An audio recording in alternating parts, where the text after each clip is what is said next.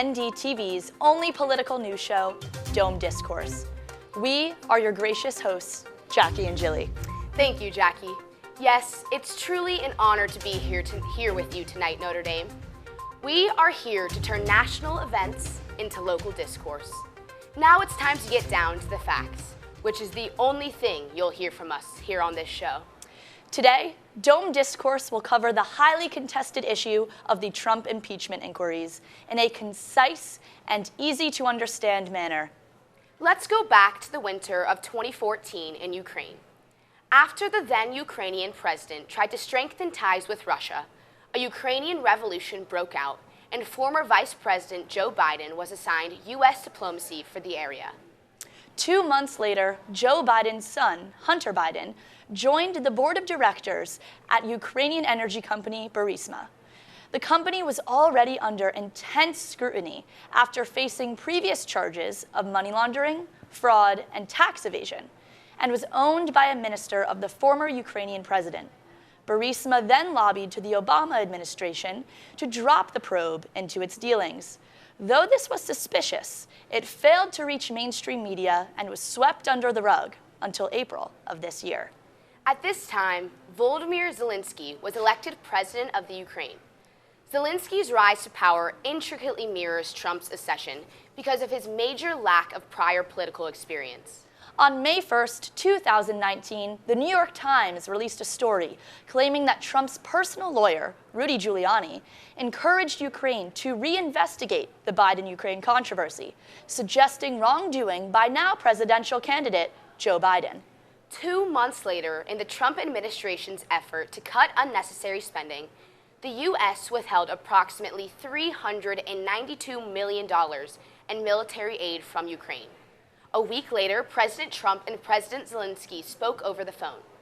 Months later, a complaint was filed by an anonymous whistleblower in reference to this phone call. Soon after, the withheld money in question was released to the Ukraine. A subpoena was sent to the White House for the complaint. This forced the release of the phone call's transcript, and Trump even admitted that he asked the Ukrainian president to look into Biden. However, he denies any dishonest behavior or, quote, quid pro quo, because there were no threats or expectations made in return. Quid pro quo is essentially a favor granted in return for something and usually possesses a negative connotation. On September 24th, 2019, before the transcript was released and even before consulting the entire rest of the House of Representatives, Speaker Nancy Pelosi announced formal impeachment inquiry into Trump's actions. Regardless, the Ukrainian president formally announced that he felt no pressure on the phone call whatsoever. He said, and I quote, "I don't want to be involved in the democratic elections of the USA. Nobody pushed me." Likewise, Trump publicly stated that in asking Zelensky to look into the Bidens, he was investigating corruption, which is an essential task he deemed an imperative aspect of the candidacy. This entire quid pro quo situation has been the icing on the cake for Democrats who want Trump impeached, while Republicans see this as a completely unimpeachable offense perpetuated by the Democrats, since nothing can be proven in the court of law. This polarization is truly historic. Turn on NBC, they want Trump out of office today. Turn on Fox, and they're planning his re-election. Now we turn the discourse to you, Notre Dame. Why are there such polarizing views on these impeachment inquiries? Should Trump truly be impeached? Now we take to the streets of Notre Dame to see what you all think.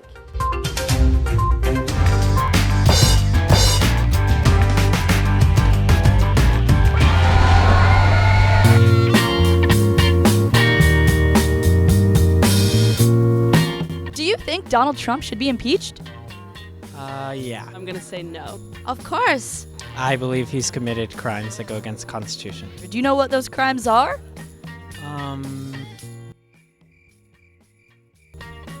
It's a good question that needs, Well, we're waiting. I'm leaning towards yes. I have no idea. I don't know. I don't think he's the best for running the country. So you think that's grounds for impeachment?